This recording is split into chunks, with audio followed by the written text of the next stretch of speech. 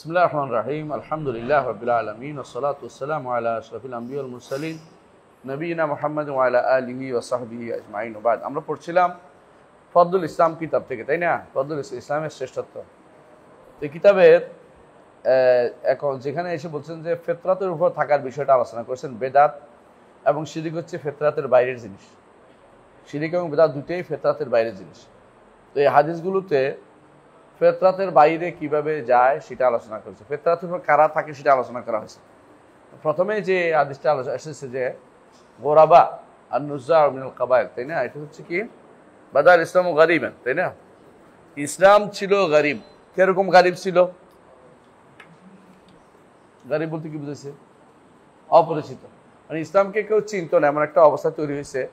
সেখানে ধরো মক্কাতে এই গোত্র থেকে একজন, ওই গোত্র থেকে একজন, ওই গোত্র থেকে একজন, এরকম এত বেশি অপরিচিত ছিল যে আবার একটা সময় আসবে যে ইসলাম অপরিচিত হয়ে যাবে।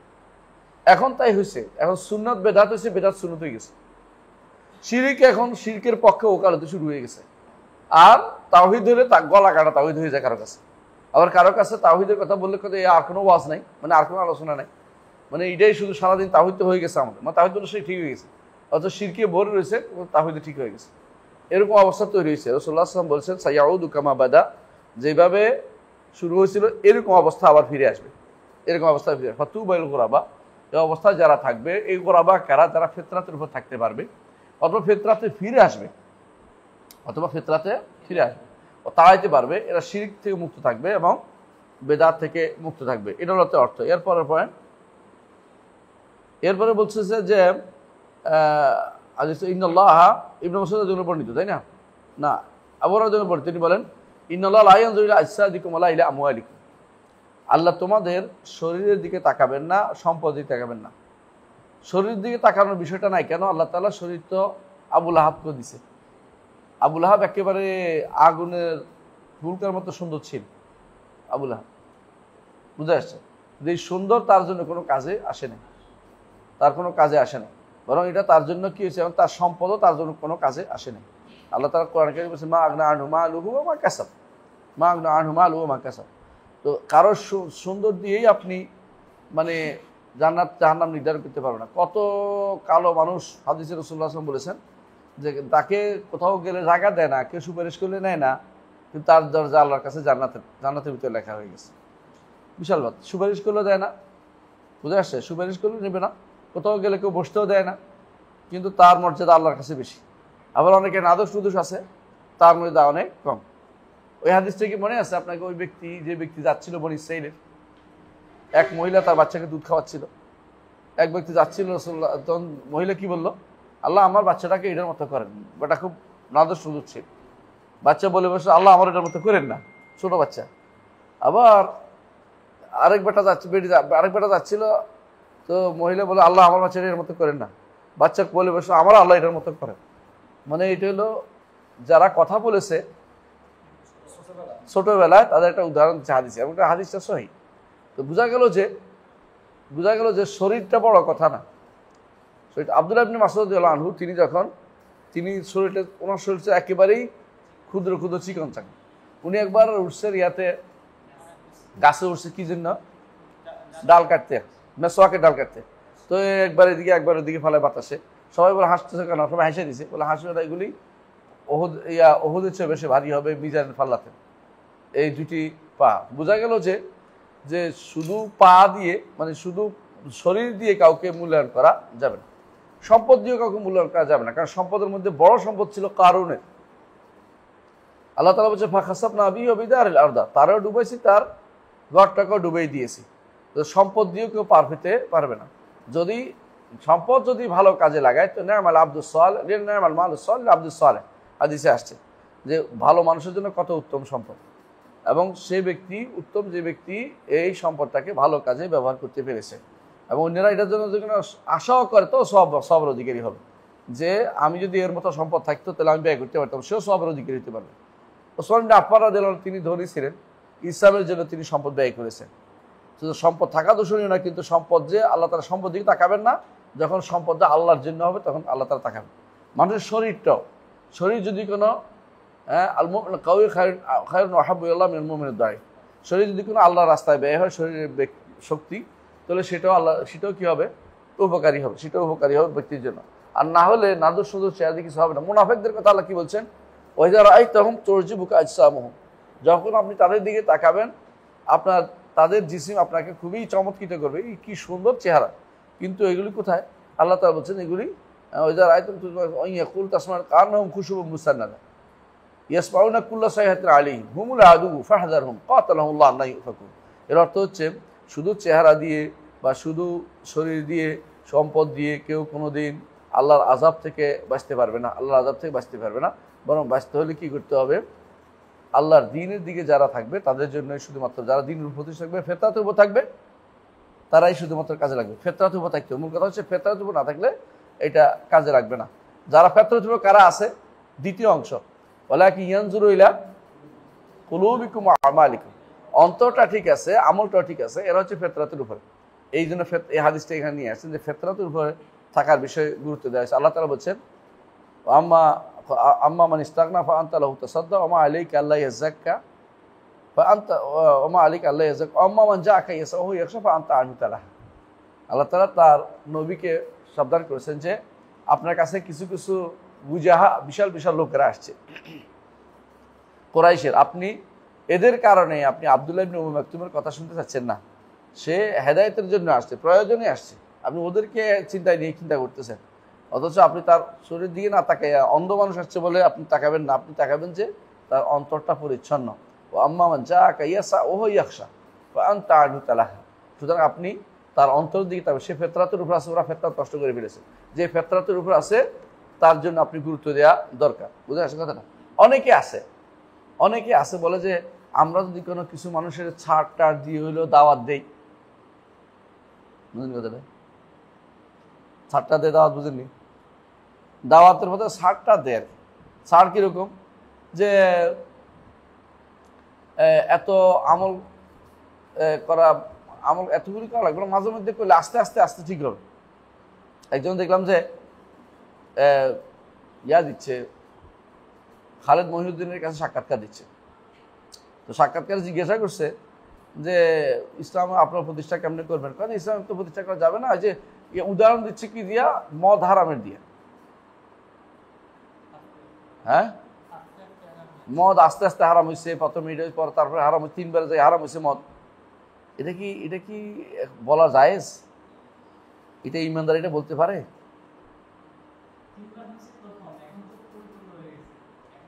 এটাই তো কথা। এই জিনিসটা যদি মাথায় থাকতো তাহলে বলতো না। কারণ এটা তো আলেমের দিন না।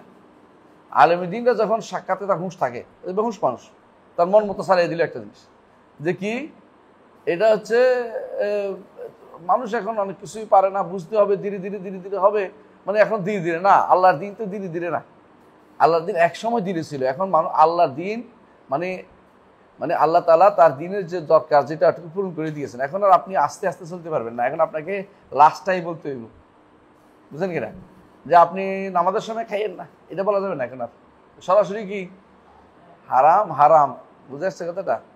তো এখন অনেকে এরকম আরও বলতেছে যে গণতন্ত্র তো একটা ক্ষমতা যাওয়ার একটা মাধ্যম, এটা তো কোনো নীতি না, তন্ত্রমন্ত্র না, এটা একটা জাস্ট ক্ষমতায় যাওয়ার মাধ্যম। বুঝছেন তো?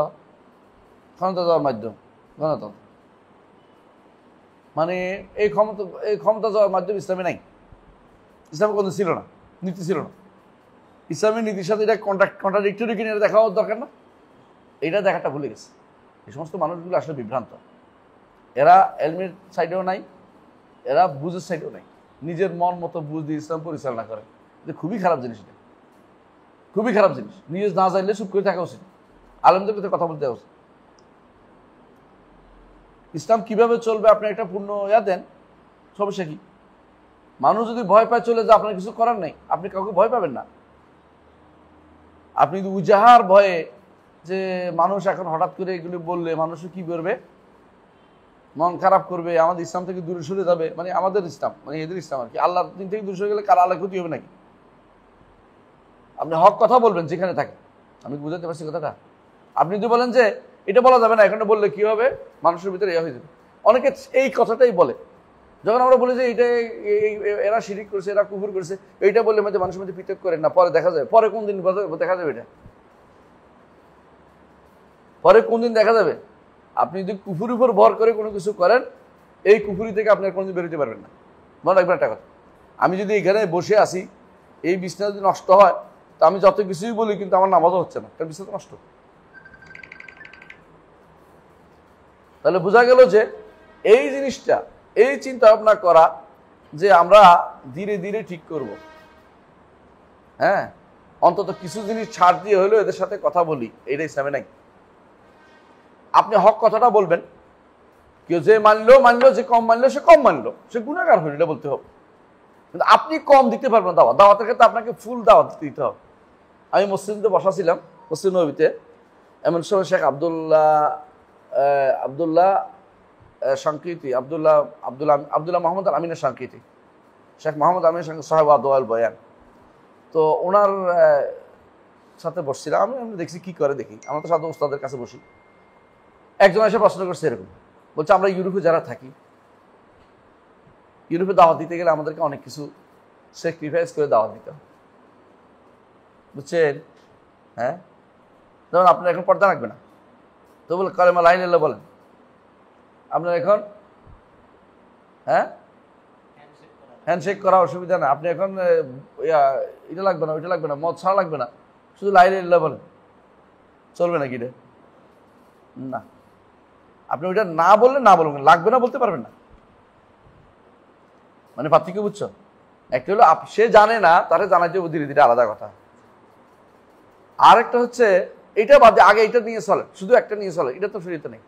আপনাকে শরীয়ত কুল, শরীয়ত পরিপূর্ণ। আল্লাহ কি বলে, আল্লাহ তাআলা কি বলেছেন? ফামা জাযাউ মান ইয়াফআলু যালিকা মিনকুম ইল্লা খিজয়ুন ফিল হায়াতিদ দুনিয়া ইয়াকুল নূমিনের বাদে নাকফুরের বাদে চলবে না। এখন কি আপনাকে ফুল বলতে হবে? সে জানে না, জানাবেন ধীরে ধীরে, এটা আলাদা কথা। কিন্তু মুসলিম কমিউনিটিতে এই সুযোগ নাই। তো তিনি প্রশ্ন করেছেন যে আমাদের দেশে যেহেতু এরকম অবস্থা, আমরা কি,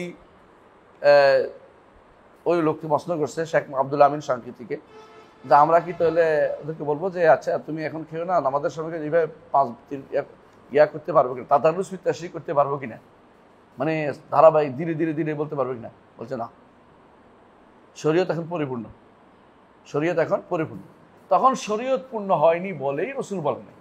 শরীয়ত যখন পূর্ণ হয়েছে তখন এটা বলা যাবে না। এর দলিল হচ্ছে রাসূলুল্লাহ সাল্লাল্লাহু আলাইহি ওয়াসাল্লাম, আমি এটা বলতেছি, উনি বলেন না, আমি বলতেছি। এটা রাসূলুল্লাহ সাল্লাল্লাহু আলাইহি ওয়াসাল্লামের কাছে কিছু লোক এসে বলছে আমরা সব মানবো, সালাত করতে পারবো, মানে অন্যগুলি মানে সালাতটা কেন উপর হয়ে থাকা, আমাদের তো কেন উপর হইয়া সেজদায় গেছি এটা তো আমাদের খবরও নাই। আল্লাহর জন্য যে বিনীত হচ্ছি, আমার সেজদা অর্থ কি সর্বোচ্চ বিনয়, নাকে ঘর দিয়েছি, কপাল লাগাচ্ছি, এই চিন্তা তো বিশাল চিন্তা। এই চিন্তা না, এই যে ওরা আমরা বুঝতে বলে বলতেছে না এটা বাদ দিয়ে আরটি মানবো, মানে আমি সেজদা দিব না, ইমান আনলাম তবে সেজদা বাদ দিই। রাসূলুল্লাহ সাল্লাল্লাহু আলাইহি ওয়াসাল্লাম কি বললেন? শেষ জীবন তো এটা তো আমল উফুদের মধ্যে তিনি বলছেন লা খায়রা ফি দীনিন লা সালাতা ফি, যেই দিনে সালাত নাই সেই দিনের কল্যাণ নাই, যেই দিনে সালাত নাই সেই দিনে কোনো কল্যাণ নাই। আপনি যদি মনে করে থাকেন যে এইভাবে আপনার দিন সালাত বাদে চলবে, অথবা আপাতত এটা বাদ দিয়ে আপাতত এটা, আপাতত বলতে কিছু নেই। ইসলামের কোনো লিবারালিজমের স্থান নেই, লিবারালিজমের কোনো স্থান নেই, লিবারাল কোনো কিছু নেই। ইসলাম পুরোটাই হচ্ছে সুন্দর, তার কোনো অংশ নেই, কোনো অংশ বাদ দিলে সে বিপদে পড়বে এবং তার জন্য কোনোদিনই সুখকর হবে না, এবং এটা সাফল্য বিপদের কারণেই দাঁড়াবে। আর যারা একবার নারীদেরকে শর্ট বোরকা দেখাইছে, ওই নারীকে আর ফুল বোরকা দেখাইতে পারে না। একবার যাদের থেকে ঘরের বাইর করছে ওই মেয়েরা ঘর ঢুকাইতে পারে না, বুঝে আসছে কথাটা? একবার যে মেয়ের হায়া চলে গেছে ওই মেয়েরা হায়া আর আসে না, ফিরে শেষ। তাহলে আপনি যেই কারণে, যেই ভয়ে ভয়ে আপনি কি করছেন, কিছু মানছেন কিছু মানেন নাই, সেই কারণে আপনি কিন্তু পুরোটাই বাদ দিয়ে গেছেন। যে সমস্ত মানুষদেরকে আপনি ইউরোপ আমেরিকা প্রোভাইড করেছেন, যে সমস্ত পুরুষদেরকে, নারীদেরকে, নিজের ভবিষ্যৎকে, ওই ভবিষ্যৎ পুরাই শেষ করে দিচ্ছে তারা। এরপর আর এই ভবিষ্যৎ আর খুঁজে পাবেন না আপনি। সুতরাং যেটাই বলতে চাচ্ছিলাম যে ইন্নাল্লাহ লা ইয়ানজুরু ইলা সুওয়ারিকুম ওয়ালা ইলা আমওয়ালিকুম আসাদিকুম ওয়ালা ইলা আমওয়ালিকুম ওয়ালাকিন ইয়ানজুরু ইলা কুলুবিকুম ওয়া আমালিকুম। ফিতরাতের উপর থাকেন, কোনো ক্রমে সামান্যতম অংশ যারা ফিতরাতের উপর তাদের সাথে আপনি থাকেন, ফিতরতের বাইরে যারা যাবে তাদের জন্য আপনি লালাইতে হবে না, হকটা বলে দিবেন। এটা বলবেন না কিছু তো আছে, কিছু তো আছে, ওই কিছু তো আছে কাজ হবে না, ফুল বলতে হবে। ইসলাম কাকুল, ইসলাম আপনাকে কাকুল, উদ্গুলো বিসিলমে কাফা, কোনোভাবে জুস দিয়া ইসলাম প্রতিষ্ঠা করার চিন্তা করবে না, এটা হবে না, ইসলাম প্রতিষ্ঠিত হবে না। জি, এরপর বলছেন যে ওয়ালাহুমা আন ইবনে মাসউদিন, লাহুমা মানে কি? বুখারী মুসলিম। বুখারী মুসলিম ইবনে মাসউদ থেকে বর্ণিত, তিনি বলেছেন ক্বালা রাসূলুল্লাহ সাল্লাল্লাহু আলাইহি ওয়াসাল্লাম আনা ফারাতুকুম আল হাউদ। ফারাত মানে কি? অগ্রগামী লোক। আগেকার দিনে ওই কেউ যদি কাফেলা বের হইতো তো সামনে একজন যাইতো কেন? পানি খোঁজার জন্য, পানি দখল করার জন্য, কারণ পিছনের লোকেরা এসে পানি পেবে কই, কেউ দখল করে সে পিছনে বুড়ে যাবে সবাই। তো অগ্রিম যাইয়া যিনি বসে থাকে ওনারা বলে ফারাত। এখনো এই ফারাতের মাসলা এখানে হাদিসে আসছে যে রাসূলুল্লাহ সাল্লাল্লাহু আলাইহি ওয়াসাল্লাম বলেছেন যে আনা ফারাতুকুম আল হাউদ, হাউদের মধ্যে তোমাদের আগে যাই আমি থাকবো, কেন? যাতে করে তোমরা আসলে পানি পান করাইতে পারি। আল্লাহু আকবার। এই জন্য আমরা দোয়া করি, যখন ছোট বাচ্চা যখন দোয়া করি কি বলি? আল্লাহুম্মা জাআল লানা ফারাতান, আল্লাহ একে আমাদের জন্য ফারাত বানিয়ে দে, যাতে করে আমরা আমাদের জন্য আগে পানি নিয়ে থাকি। ওয়া যুখরান, এবং আমাদের জন্য গচ্ছিত সম্পদ হবে, তাই না? আল্লাহুম্মা জাআল লানা ফারাতান ওয়া যুখরান, তারপরে আরেকটা কি? ও আজরা, এবং আমাদের জন্য সওয়াবের কারণ বানিয়ে দিই। এই যে এই পুরোটাই যুখরান ফারাতান, ফারাতটা উদ্দেশ্য আমাদের যে ও অগ্রণী আগে যাইয়া যারা কোনো একটা কিছু ঠিকঠাক করে ওরা বলা হয় ফারাত, বুঝতে আসছে কথাটা? তো সেই জন্য এই ফারাত হিসাবে রাসূলুল্লাহ সাল্লাল্লাহু আলাইহি ওয়াসাল্লাম আনা ফারাতুকুম আল হাউদ, আমি হাউদে তোমাদের আগে যাইয়া থাকবো, সবার আগে অগ্রণী হয়ে থাকবো। হাউজ কোথায় হবে?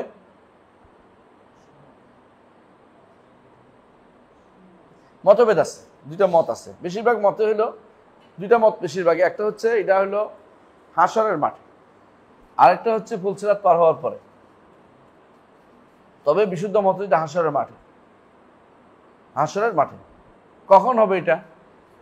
কেউ বলে যে হাশরের মাঠে যদি হয়, আরেকটা মতভেদ হয়েছে, কারণ আসলে হাদিসে কোথাও এটাকে তারতিব দেওয়া হয়নি। আমরা তারতিব যখন দিই আমরা অনেকটা ইজতিহাদের উপর নির্ভর করে তারতিবটা দিই, কিন্তু আসলে এখানে সরাসরি তারতিবের কোনো কিছু খুঁজে পাবেন না, কোথাও কোনো নস নাই সরাসরি তারতিবের। তো তারতিবটা কীরকম? কেউ বলছে যে এটা হচ্ছে হাশরের মাঠে যখন ইয়া থেকে উঠবে তখন আর পিপাসার্থ থাকবে, তো যখন বিচার শুরু হয়ে যাবে তখন খাওয়ানো হবে এদেরকে পানি। আরেক বলছি না, আরেক বলছি না, তো খাওয়ানো হবে ওই সময় না, বরং বিচার কার্য শেষ হওয়ার পর, কারণ তাদেরকে তো কাফের ইমানদার তো একসাথে আছে। আর যারা বলছে যে ফুলসিরাত পার হওয়ার পরে তাদেরটা মিলতেছে না, এই জন্য কারণ এখান থেকে কিছু মানুষকে আবার জাহান্নামে নিয়ে যাওয়া হবে। ফুলসিরাত পার হওয়ার পর কাউকে জাহান্নামে নিয়ে যাওয়া হবে না। তাহলে বোঝা গেল এটা কোথায়? হাশরের মাঠে হওয়া, এটা যুক্তিযুক্ত, হাশরের মাঠে। কিন্তু সমস্যা হচ্ছে জান্নাতে হচ্ছে মূল স্রোতস্বিনী কাউসার, হাশরের মাঠে হচ্ছে হাউজ, মাঝখানে হচ্ছে জাহান্নাম। ফুলসিরাত পার হয়ে জান্নাত যেতে হয়, কিন্তু এটা আখিরাতের ব্যাপার, এটা সব কি আজকে আপনি করতে পারবেন, এটাকে আপনি কোনোভাবে অসম্ভব মনে করেন না। হাদিস তারা এটাই বোঝা যাচ্ছে যে হাশরের মাঠে বেশি অগ্রণী, বুঝে আসছে? হাশরের মাঠে কখন হবে এটা নির্ধারণ করা খুব কঠিন, তবে অবস্থা দৃষ্টি বোঝা যাচ্ছে যে প্রত্যেক নবীর হাউস থাকবে, অর্থ হচ্ছে অবশ্যই বড় সুপারিশের পরে। আবার এটাও বোঝা যায় যে তখন কাফেররা কেউ থাকবে না, যারা থাকবে তারা হচ্ছে বেদাতিরাও থাকবে, অর্থাৎ তাদের বিচার শুরু হয়নি, বোঝা গেল। মানে ফুলসিরাত পার হতে গেলে ইমানদাররা পড়ে যাবে, ওরা তখন না, তাহলে আগে বোঝা যাচ্ছে অবশ্যই সেটা আগে। এবং সেই হাউসের প্রত্যেক নবীর হাউস থাকবে, এবং প্রত্যেক নবী হাউস থেকে তাদের লোকদের পানি পাবে। রাসূলুল্লাহ সাল্লাল্লাহু আলাইহি ওয়াসাল্লাম বলছেন আমি লাঠি নিয়ে তাড়ানো হবে এখান থেকে, লাঠি বুঝছে মানে ইয়া দিয়া, যে এখানে কেউ যেন আসতে না পারে, আমার উম্মতের জন্য স্পেশালি। তো এই একটা হাদিসটা পড়বেন একটু পরে দেখবেন। তো এর অর্থ হচ্ছে যে এটা হাশরের মাঠেই হবে, এবং এটা হবে ফুলসিরাত পার হওয়ার আগে, এবং এটা হবে প্রথম যে সুপারিশ হবে, সুপারিশ শাফাআতুল উযমা, এটার পরে যখন কাফেরদেরকে পাঠিয়ে দেওয়া হবে, তারপরে ইমানদার তখন থাকবে, ইমানদার বেদাতি মুনাফিক টাইপের লোক এরা সবই থাকবে। এদেরকে তখন পরীক্ষার আগেই এটা পান করানো হবে, কারণ পরীক্ষার পরে সরাসরি কোথায় যাবে? পরীক্ষা কোনটার কথা বলছি? আল্লাহ তাআলা তিনি তার গোসা উন্মুখ পায়ের নলা উন্মুক্ত করবেন যাতে করে সেজদা করা যায়। সেজদা করে ইমানদার সেজদা করবে, আর মুনাফিক সেজদা করতে পারবে না। তারপর তাদেরকে বলা হবে ফুলসিরাত পার হয়ে যাও। তারা ফুলসিরাত পার হওয়ার সময় মুনাফিকরা পড়ে যাবে, আর ইমানদাররা অনেকে অনেকে অনেকে আরও একটু সামনে গিয়ে যতটুকু ফাঁসা, কেউ কষ্ট করে পার হবে, কেউ বিদ্যুৎ গতিতে, বিভিন্ন বর্ণনা আসছে, আর কেউ কেউ নিচেও পড়ে যাবে। তবে মুনাফিকদের জাহান্নাম আর ইমানদারের জাহান্নাম একরকম কখনো হবে না, একটা হবে। তো জাহান্নামের জায়গাও কি আছে? ভিন্নতা আছে, ভিন্নতা আছে। আল্লাহ কুল্লি হাল, এটা কোথায়? হাসরের মাঠে হওয়াটাই বেশি বেশি বোঝা যাচ্ছে। হাসরের মাঠেই হচ্ছে হাউসটা। আচ্ছা, সেখান থেকে তিনি বলতেছেন ওয়ালা ইয়ারফা'না ইলাইয়া রিজালুম মিন উম্মতি হাত্তা আহওয়াইতু লিউনাওয়ালাহুম উখতুলু জুদুনি। আমার উম্মতের মধ্যে কিছু লোককে পেশ করা হবে আমার উম্মতের মধ্যে। কি জন্য? পানি খাওয়াবো। তো আমি যখন তাদের দিকে হাত্তা আহওয়াইতু লিউনাওয়ালাহুম পানি উঠাই দেবো, এই জন্য আমি যখন ইয়া হবো, ঝুঁকবো, তখনই উখতুলু জুদুনি তাদেরকে আমার থেকে দূরে সরিয়ে দেওয়া হবে। আচ্ছা, আকুলু, তখন আমি বলি আয় রব্বি আসহাবি, হে রব আমার সাহাবীরা, আমার বন্ধু, আমার সাথীরা। এখানে সাহাবী বলতে কাদেরকে বোঝানো হয়েছে?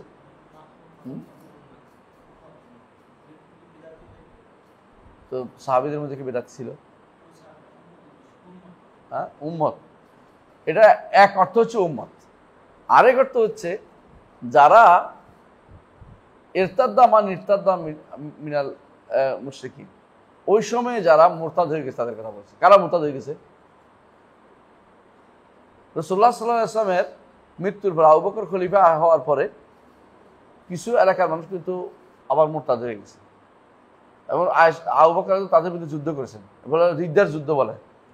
এই যুদ্ধে যেগুলি মারা গেছে ওদের বলা উদ্দেশ্য কেউ কেউ বলছে, কেউ বলছে না উম্মতের মধ্যে এটা ঘটবে। উম্মতের মধ্যে দুইটা হতে পারে, আমাদের জানি না। কারণ হচ্ছে এখানে নির্ধারণ করা কঠিন, কারণ এখানে আসছে উসাই আসহাবি, আবার আরেকবার আসছে উসাইহাবি, আরেকবার আসছে উম্মতি। এই বিষয়গুলো বিস্তারিত আলোচনা করেছি আমার কোন বইতে বল? হাদিস বিশ্বকোষ দ্বিতীয় খণ্ডে বিস্তারিত আলোচনা করেছি। আহসান, বারাকাল্লাহু ফিক। তাহলে এখানে পরিস্থিতি তাহলে তারা ইন্নাকা লা তাদরি মা আহদাসু বা'দাক, তখন বলা হবে যে আপনি জানেন না আপনার পরে এরা কি নতুন জিনিস ঘটিয়েছে। বেদাতীরা, বিশেষ করে শিয়ারা, রাফিজিরা এইটা দিয়ে দলিল দেয় যে রাসূলুল্লাহ সাল্লাল্লাহু আলাইহি ওয়াসাল্লাম সাহাবীরা মুরতাদ হয়ে গেছে। নাউযুবিল্লাহ। এরা ওদেরকে বোঝানো হয় না, এরা কাদেরকে বোঝানো? যারা আগে থেকেই হয় নেফাকে ছিল, রাসূলুল্লাহ সাল্লাল্লাহু আলাইহি ওয়াসাল্লাম এর সময় চুপচাপ ছিল, অথবা তাদের মধ্যে যারা মুরতাদ হয়ে গেছে, অথবা উদ্দেশ্য হচ্ছে পরবর্তী জেনারেশন, যারা উম্মতের মধ্যে একটা জেনারেশন যাদেরকে রাসূলুল্লাহ সাল্লাল্লাহু আলাইহি ওয়াসাল্লাম চিনবেন কি করে? গোররাম মুহাজ্জিরিন মিন আথারিল উযু, ওযুর চিহ্ন দিয়ে, যেগুলো শুভ্র, এই চিহ্ন দিয়ে চিনতে পারবেন। রাসূল যখন বলবেন যে এদেরকে পানি দিব, তখনই নিয়ে যাওয়া হবে, যা এদের পানি পাবে না। কেন পাবে না? তারা বেদাত করেছে, আর বেদাত হচ্ছে ফিতরাত বিরোধী। সুতরাং এই জন্য তারা এখানে এটা নিয়ে আসছে যে বলা হবে ইন্নাকা লা তাদরি মা আহদাসু বা'দ, আপনি জানেন না আপনার পরে তারা কি করেছে। এদের একটা জিনিস প্রমাণিত হলো, রাসূলুল্লাহ সাল্লাল্লাহু আলাইহি ওয়াসাল্লাম গায়েব জানেন না, তাই না? রাসূল পানি দিতে চাইলেন, পানি খাওয়াইতে চাইলেন, রাসূল গায়েব জানেন না, আল্লাহ, এবং কি বলাও হবে তাকে ইন্নাকা লা তাদরি, আপনি জানেন না কি করছে তারা। যদি রাসূল যদি গায়েব জানতেন, তিনি বলতেন আমি তো জানতাম, জানে না বলেই তাদেরকে দিতে চাইছেন, পানি দিতে চাইছেন। আচ্ছা, ওয়ালাহুমান আবি হুরায়রা, আর আবু রাহিমা মানে হচ্ছে বুখারী মুসলিম আসছে, আবু হুরায়রা রাদিয়াল্লাহু আনহু আন্না রাসূলুল্লাহ সাল্লাল্লাহু আলাইহি ওয়াসাল্লাম ক্বাল ওয়াদিতু আন কাদ রাআইনা ইখওয়ানানা, আমি আশা করতাম যদি আমার ভাইদের আমি দেখতে পেতাম। এইটা নিয়ে চট্টগ্রাম মানুষেরা সপ্তাহ ওয়াহাবিদের কি বলে, কাফের বানাই ফেলছে। কি জন্য? ওয়াহাবিরা নবীকে ভাই বলেছে, তাই নবীকে ভাই বলেছে, নবী বলতেছে, আমরা কি করবো? আমরা তো বলি নবী বলতেছে। হ্যাঁ, ক্বালু আওয়ালাসনা ইখওয়ানাকা ইয়া রাসূলুল্লাহ, ইয়া আল্লাহর রাসূল, আপনারা কি আপনার ভাই নই? ক্বাল, রাসূল বলেন আনতুম আসহাবি, তোমরা আমার সাথী। ওয়া ইখওয়ানুল লাযিনা লাম ইয়াতু বা'দ, আমার ভাইরা এখনো আসে নাই। আর এরা কখন? তাবেঈ, আতবাউ তাবেঈন থেকে শুরু করে যারা আসবে, এরা হলো রাসূলুল্লাহ সাল্লাল্লাহু আলাইহি ওয়াসাল্লামের ভাই। রাসূল বলছেন ফাকালু রাসূলুল্লাহ সাল্লাল্লাহু আলাইহি ওয়াসাল্লাম তখন সাহাবারা বললেন, কাইফা তা'রিফু মান লাম ইয়াতি বা'দু মিন উম্মতিকা ইয়া রাসূলুল্লাহ। এই যে আমরা একটু আগে বললাম না কিভাবে চিনবে, ইয়া রাসূলুল্লাহ, আল্লাহ রাসূল আপনার পরে যে আপনার উম্মতদের আপনি কিভাবে চিনবেন? ক্বালা আরাআইতুম লাউ আন্না রাজুলান লাহু খায়রুন, কি মনে করো তোমরা? আর আয়ত অর্থ কি রে? আখবিরুনি। আর আয়ত অর্থ আখবিরুনি। সবাই আর আয়ত অর্থ আখবিরুনি। দেখবা তো যার লাইন দেখো, দেখবা আখবিরুনি লিখছে। আখবিরুনি আমাকে জানা। আরবে এরকম বলে, আর আয়ত বলে আখবিরুনকে বুঝায়। তো আখবিরুনি আমাকে জানাও, কি জানাবে? লাউ আন্না রাজুলান লাহু খায়রুন গররুন মুহাজ্জালাতুন বাইনা যাহরাই খাইলিন দুহমিন বুহমিন আলা ইয়ারিফু খাইলাহু। একজন মানুষের যদি এমন কিছু ঘোড়া থাকে যেগুলো এমন একটি ঘোড়া থাকে যেগুলো অনেকগুলো ভিন্ন রকমের ঘোড়া থেকে এটার কি আছে, হাত পা কি আছে, উজ্জ্বলতা আছে, শুভ্রতা আছে, সে কি এটা চিনতে অসুবিধা হবে? আল্লাহ তার ঘোড়াটা চিনতে পারে? ক্বালু বালা ইয়া রাসূলুল্লাহ, অবশ্যই অসুবিধা হবে না, চিনতে পারবে। ক্বালা ফাইন্নাহুম ইয়াতুনা গুররাম মুহাজ্জিলিন মিন উযু, তারা আসবে শুভ্র অজুর শুভ্র পানি নিয়ে, কারণে তারা গুররাম মুহাজ্জিলিন অজুর কারণে। মিনাল মিনটা হলো কি বায়ানি, হ্যাঁ সওয়াবিয়া, মিনাল অজুর কারণে। ওয়া আনা ফারাতুম আল হাউদ, তখন আমি হাউদের উপর তাদের অগ্রগামী লোক হিসেবে থাকবো। আলা লা ইউযাদান্না রিজালুম ইয়াউমাল কিয়ামাতি মিন হাউদি, জেনে রাখো, সাবধান, আমার হাউদ থেকে কিয়ামতের দিন কিছু লোককে দূরে সরিয়ে দেওয়া হবে। কামা ইউজাদুল বাঈর ওয়াদ-দাল, যেমনিভাবে অপরিচিত ব্যক্তি কোনো উট যদি কোনো জায়গায় পানি খেতে আসে, তাহলে কি করে? বেদুইনদের তাকায় দেয়, কারণ আমাদের আগে আমারটা খাক, ওইটা তো চিনি না, এটা আমাদের পানিটা আমাদের পানি খাবে, ওই বেটা তো চিনি না, কোথেকে আসলো, এইভাবে তাড়িয়ে দেওয়া হবে। উনাদিহিম, আমি তাদেরকে ডাকবো, হালুম্মা, তাই না, ইলাইয়া হালুম্মা, আমার দিকে আসো। ফায়ুকাল, তখন বলা হবে ইন্নাহুম কাদ বাদদালু বা'দাক, আপনার পরে তারা পরিবর্তন করেছে। ফাআকুলু সুহকান সুহকান, আমি বলবো ধ্বংস লিমান তাগাইয়া লিমান বাদদালা বা'দি, আমার পরে যারা পরিবর্তন হয়েছে। আমার পরে যখন বলছে তখন বোঝা গেল এরা হলো পরবর্তী জেনারেশন, সাহাবায়ে কেরামের জেনারেশন না, সাহাবা জেনারেশন না। তাহলে এটা কেন আনলো? এই জন্য বুঝাইতে তারা সুহকান বদলাইছে কি প্রথমে ফিতরাত বদলাইছে। ফিতরাত ইসলামের পরিপূর্ণভাবে থাকেনি, প্রত্যেকে তার মতো করে ইসলামকে প্রতিপালন করেছে। এখন যেটা করি আমরা সবাই, নাউযুবিল্লাহ। ওয়ালিল বুখারী, সহিহ বুখারীতে আছে, বাইনামা আনা কায়মুন, আমি তখন দাঁড়ায় থাকবো কোথায়? এটা পানির হাউদের কাছে। হাত্তা ইযা আরাফতুহুম, এদেরকে চিনছি যে এরা আমার লোক। রাসূল বলছে এদের চিনছি, এরা আমার লোক। খারাজা রাজুলুম মিন বাইনি ওয়া বাইনিহিম, আমার এবং তাদের মধ্যে থেকে এক লোক বের হবে। ফাকালা, এবং বলবে হালুম্মা, আমার দিকে আসো, আসো এদিকে আসো। ফাকালতু ইলা আইনা, বলতে কোথায় নিয়ে যাচ্ছ? আইনা, এরা আমার লোক, কোথায় নিয়ে যাচ্ছ? ক্বালা ইলান নার, জাহান্নামে যাবে। ওয়াল্লাহি, আল্লাহ শপথ করে বলছে, কুলতু ওয়া মা শাআনুম, কি হয়েছে, কেন জাহান্নামে যাবে কেন? ক্বালা ইন্নাহুম ইরতাদ্দু বা'দা কানাত বারিহুম কাহকারা, তারা আবার পিছনে মুরতাদ হয়ে গেছে। তাহলে বুঝা গেল এরা মুরতাদ যারা হয়েছে তাদেরকে বোঝানো হয়েছে।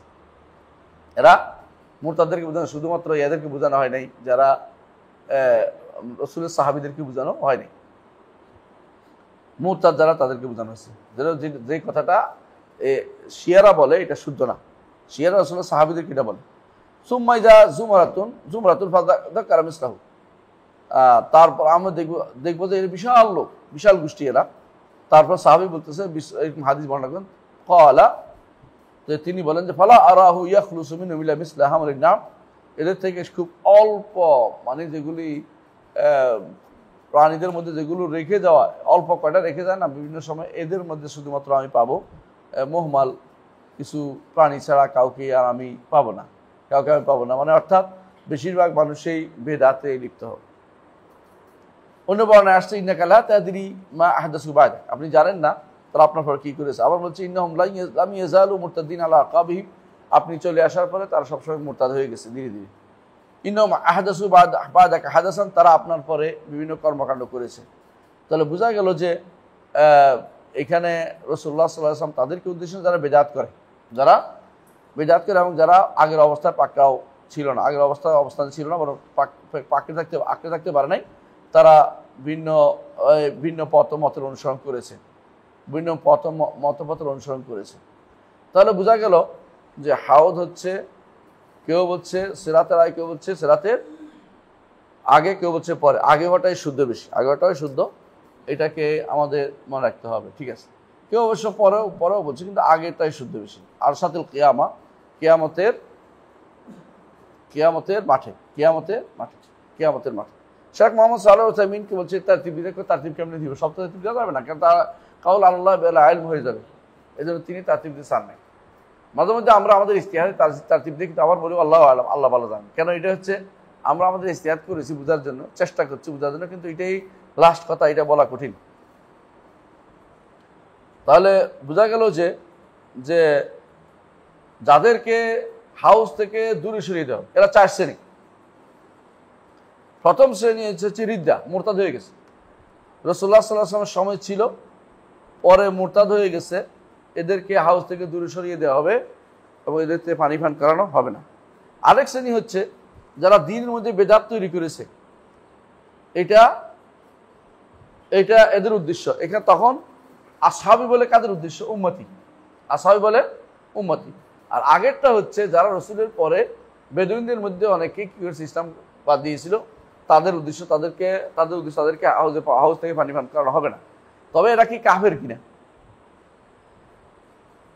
একেবারে মুরতাদ যারা, তারা তো কাফের।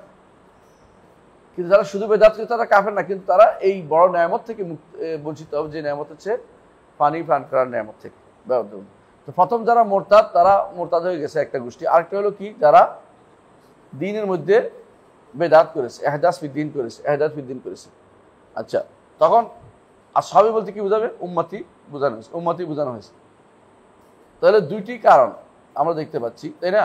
আবার আরো 2টা কারণ আছে, যে 2টার কারণে, সেটা হচ্ছে যে জুলুমের কারণ, মানুষের সম্পদ নিয়ে গেছে, কষ্ট দিয়েছে, এটাও কোনো বর্ণায় আসছে। তাহলে ওইটাও মা আহদাসু বায়া দেখা, অর্থাৎ তারা কি করেছে? মানুষের জুলুম করেছে। এদেরকে হাউজে কাউসার পানি পান করতে দেওয়া হবে না, হাউস থেকে পানি পান করতে দেওয়া হবে না।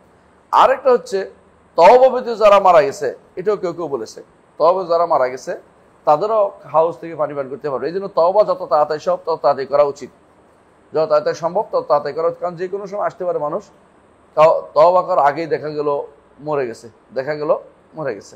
এই জন্য এখানে একটা বড় জিনিস যে বিভিন্ন হাদিসে আসে 2টা, একটা হলো এরা বেদাত করেছে, নতুন কিছু করেছে, এবং এটা হাদিসে বেশি স্পষ্ট। নতুন কিছু করে দ্বীনের মধ্যে হোক, দ্বীনের মধ্যে, বুঝছেন তো, অথবা দ্বীনের মধ্যে না, কিন্তু মনে করছে দ্বীন সেই হিসাবে, যেটা একটা হলো আকীদার মধ্যে করছে। বেদাত কিসে হবে? আকীদা, প্রথমে আকীদা কিরকম, আকীদার মধ্যে আকীদাকে নষ্ট করছে। আরেকটা হলো এটা আকীদা না, আকীদা বানাইছে। যেমন কি শিয়ারা ইমামতিকে আকীদা বানাইছে, ইমাম হওয়া মানে রাষ্ট্র থাকা, ইমাম একজন থাকা, ওলায়াতুল ফকিহ টকি এগুলো বানাচ্ছে, এরা ইমান অংশ বানাই ফেলছে, বুঝে আসছে। আরেকটা আছে আকীদার জিনিস বানাইতে রাজি নেই, তাওহীদের ব্যাপারে গুরুত্ব নেই, কিছু মানুষ আছে। আবার আরেকটা জিনিস আমলের ব্যাপারে বিদআত, সেটা কিরকম? আমলটাও কেউ বলছে এদাফি বানাইছে, কেউ নতুন আমল বানাইছে, যেমন মিলাদ মাহফিল। কেউ হচ্ছে নতুনটার মধ্যে কিছু সংযোজন করেছে, যেমন সালাতের মধ্যে নতুন কিছু যুক্ত করা, কেউ বলছে এটাও বিদআত। তাহলে বোঝা গেল যে যেভাবে হোক এটা কি হয়, এই জাতীয় লোকগুলো মহাবিপদের মধ্যে সেরা হাউস থেকে পানি পান করতে পারবে না। এখানে যে জিনিসটা বেশি গুরুত্ব দেওয়ার জন্য আনছে, এটা হচ্ছে ওই সমস্ত লোকগুলো যারা দ্বীনের মধ্যে বাড়াবাড়ি করবে, বাড়তি করবে, দ্বীনের মধ্যে বেদাত করবে, ওরা হাউস থেকে পানি পান করতে পারবে না, বুঝে আসছে? আচ্ছা, তাকদীরের মাসলাতে যারা নতুন নতুন তথ্য দেয়, তাদের হুকুম কি? একই অবস্থা। কেউ যদি বলে তাকদীরের মাসলাতে নতুন কিছু বুঝে না, তারপরে কথা বলে, তাকদীরের মাসলাতে কেউ যদি নতুন জিনিস নিয়ে আসে, তাহলে তারা বেদাত করেছে। বেদাতটা কি? আকীদাগত বেদাত, শুধু আমলই নয়, দেখি আকীদাগত বেদাত। ইমানের মাসলাতে নতুন কিছু নিয়ে আসছে তারা, ইমানে বেদাত। তো এরকম যারাই এরকম কিছু করবে তারাও বেদাতে লিপ্ত। আবার আমলি বেদাত আছে, আমলি বেদাত, নতুন করে কেউ যদি কোনো এটা করে যে সালাতের মধ্যে, সালাতের পিছনে কি করছে, সালাতের পরে মুনাজাত, সালাতের মুনাজাত, তাহলে বুঝা সালাতের পরে তো মুনাজাত নাই, এটা কি করছে, ইহদাস হচ্ছে, নতুন করে বাড়াইছে। আবার সালাতের ভিতরে কেউ যদি বাড়ায়, ভিতরে কেউ যদি বাড়ায় কোনো কিছু, ভিতরে বেদাত কেমনে করে? রাসূলুল্লাহ সাল্লাল্লাহু আলাইহি ওয়াসাল্লাম তার সাহাবী শুনতেছেন, এক ব্যক্তি বলতেছে, আল্লাহ আমাকে, আমাদের ভিতরে আল্লাহ আমাকে জান্নাতের ডান পাশের ছোট্ট রুমটা দিবেন। তখন কি বললেন? ইতিদাফি দোয়া, বাড়াবাড়ি করতেছ। বললেন যে তুমি জান্নাতে গেলে সবই পাবে, ওই ছোট্ট রুম খোঁজার দরকার নেই, ডান পাশের রুম খোঁজার দরকার নেই, তোমার জান্নাতে যেতে গেলে তোমার সবই কাজ হবে, তুমি ওই অতিরিক্ত দিন দোয়া করতে পারো না। বাড়তি আমলি ক্ষেত্রে বাড়তি আছে, আমলি দাওয়াতের ক্ষেত্রে এগুলোর মধ্যে বেশি আছে কি বাড়তি, এইটাই বিপদের কারণ হবে। এটা হাসরের দিন কি হবে, হ্যাঁ, ইয়া থেকে কি বলে এটাকে, হাউস থেকে পান করার না করতে পারার কারণ হয়ে যেতে পারে। এই জন্য বেদাত থেকে অবশ্যই দূরে থাকতে হবে। যেটা আমাদের ফেতরাতকে চাঙ্গা করতে হবে, ফেতরাতকে ইয়া কাজা করতে হবে, তাই মানে ইস্তেকাজ করতে হবে, তাকে দমিরকে কি করতে হবে, জাগ্রত করতে হবে, তার অন্তরকে জাগ্রত করতে হবে যে আমাকে আল্লাহ রাসূল যা বলেছেন এর বাইরে আমি যাব না। আচ্ছা, এরপর হাদিস পড়েন।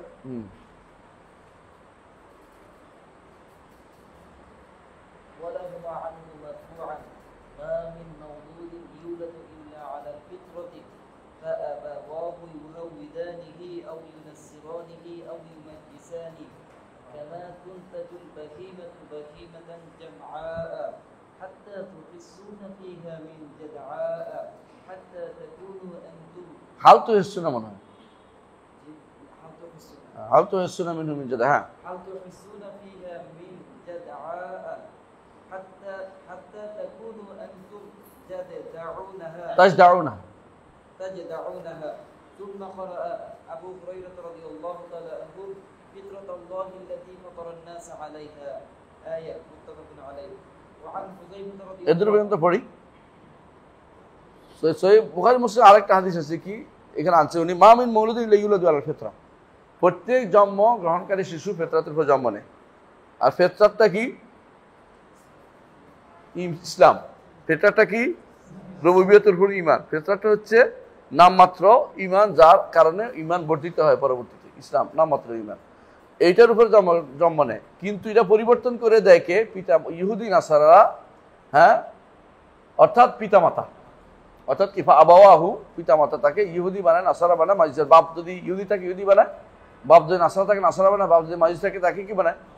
মাজুসি বানাই দেয়, মাজুসি বানায়। কামা তুনতাজুল বাহিমাতু বাহিমাতান জামা, তুনতাজি, কারণ একটা প্রাণী যখন বাচ্চা দেয়, ছোট একটা ইয়া দেয়, কোনোদিনই বাচ্চা মায়ের পেট থেকে কান কাটা থাকে না। ছোট একটা যদি গরুর বাচ্চাও দেখেন বা ওঠের বাচ্চা দেখেন বা ছাগলের বাচ্চা দেখেন, দেখবেন যে আসছে যে খুবই নিখুঁত, খুঁতবিহীন, কোনো খুঁত নাই। কিন্তু হ্যাঁ, তোমরা কি এতে কোনো খুঁত দেখো, অর্থাৎ কান কাটা দেখো? না, যাদা কোনো কান কাটা দেখি না। হাত্তা তাকুনু আনতুম তাজদাউনা, তোমরা এটাতে কান কাটো, তোমরাই কাটো, আর কেউ কাটে না, মানে তোমরা কাটে এটাই খুঁত করে দাও।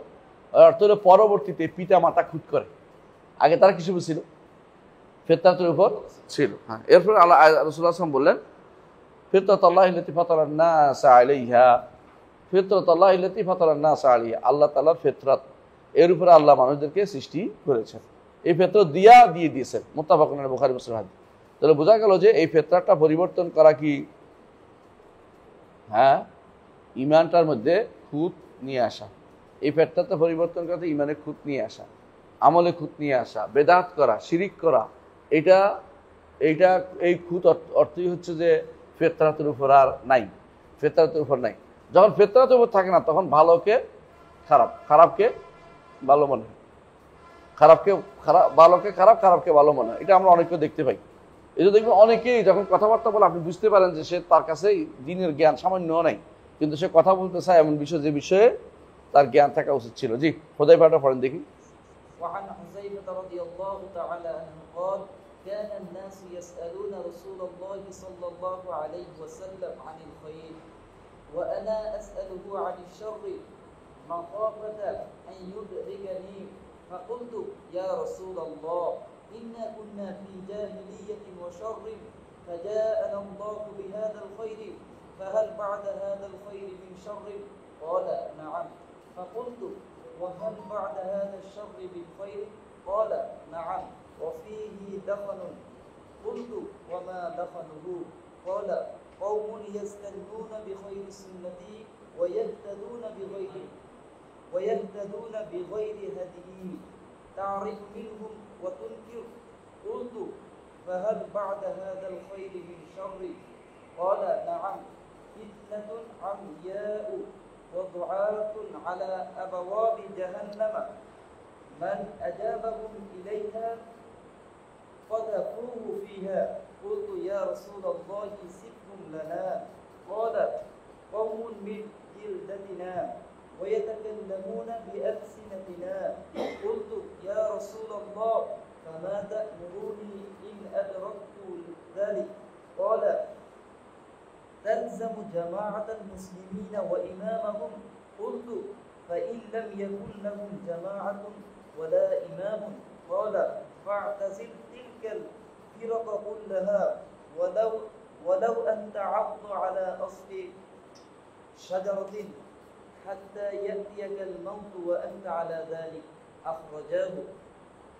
زاد مسلم ثم ماذا؟ قال ثم يخرج الدجال معه نهر ونار فمن وقع في ناره وجب أخرجه أجره وحط عنه وزره ومن وقع في ناره وجب في نهره وجب وزره وحط أجره. قلت ثم ماذا؟ قال هي قيام الساعة.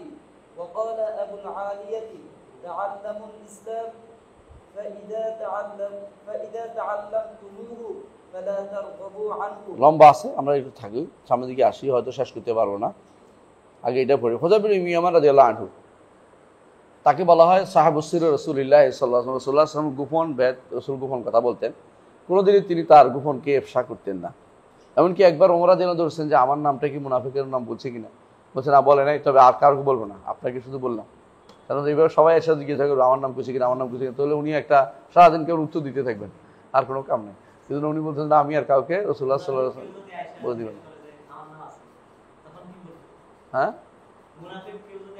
হ্যাঁ, তো আরো মুসিবত, তোমার নাম আছে, তাহলে আমার মা আগুন লেগে গেছে, এই জন্য তিনি যেটা তো আরো মুসিবত লেগে গেছে। তো বলছে হ্যাঁ আমার নাম কইছে, তুমি তো ওরে উল্টা মারি ফেলবো, তুমি আমার নাম কইছে ফেললো, তুমি এটা প্রচার করবা, তোমারে মারি ফেলবো, আগে উল্টা শুরু করবো কাণ্ড।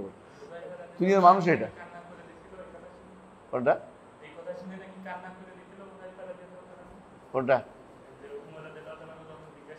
হ্যাঁ, এটা তো লম্বা হাদিস, আমি তো শুধু অংশ বলছি, লম্বা, অনেক লম্বা, বলবে না পরে বলছে যে এই জন্য আরো কিছু আছে, দেখানোর কথা আসছে, ওখানে যেটা আসছে না ওটাও আসছে। যে তো এটা আগে দেখেন, ওই যে এই অবস্থার পরে কি হবে, বলে ভাঙ্গা হবে, দরজা ভাঙ্গা হবে, তখন বুঝছে যে উনি শাহাদত শহীদ হবেন বুঝছেন ওমর, এটাও আসছে অন্য বর্ণায়। আমরা হাদিসটা এখানে পড়বো কেন, এখানে পড়বো কি জন্য, বোঝানোর জন্য বেদাতের অবস্থা কি, বেদাত কেমনি তৈরি এবং কারার বেদাত দিকে ডাকে, এই অবস্থা কি করতে হবে আমাদেরকে। হুযায়ফা বিন ইয়ামান রাদিয়াল্লাহু আনহু বলেন কারান নাস ইয়াসআলুনা রাসূলুল্লাহ সাল্লাল্লাহু আলাইহি ওয়াসাল্লাম, লোকেরা রাসূলুল্লাহ সাল্লাল্লাহু আলাইহি ওয়াসাল্লামকে কল্যাণ সম্পর্কে জিজ্ঞাসা করতো, রাসূল কি করলে কি হবে, এরপরে কি হবে, খুশি আনন্দ শুনতে চায়। মানে বুঝেন না, কিছু মানুষ আছে সারাক্ষণ আপনি তাদেরকে আশা দিয়ে বুধ করে রাখবেন, আপনার জন্য এটা করতেছি, আপনার জন্য এটা করতেছি, আপনার চাকরির ব্যবস্থা করতেছি, আপনার এটা করতেছি, মানে যুবকদেরকে শুধু মানে একটা ইয়ার উপরে রাখে। আর বিশেষ করে যদি রাজনীতিবিদ হয়, বিশ্বাস করেন আমাকে দাওয়াত দিচ্ছে কয়দিন আগে এখানে রাজনীতিবিদ একটা, আমি গেছি, আরো 2 শাক গেছে, এমন সব কথাবার্তা বলতেছে মনে হয় যেন এখনই আমাদেরকে একটা ইউনিভার্সিটি করে দিবে। ব্যাপার না এটা, আপনার ইউনিভার্সিটি আমি করে দেবো, আপনার এই দাওয়াতটা আমি করে দেবো, আপনার ওই প্রতিষ্ঠানে আমি কি দেখতেছি, রাস্তাঘাটে আমার ছেড়ে দেন, আমি দেখতেছি, মানে এগুলো আর সব বুঝি। আমি মনে করতেছি তুই কিছু করবেন এটা বুঝি, কিন্তু এটাও বুঝতেছি যে আমার অন্তরের ভিতরে একটা খুশি ঢুকিয়ে দিচ্ছে, এটাও বুঝছি, কিন্তু কিছু করবে না এটাও বুঝছি।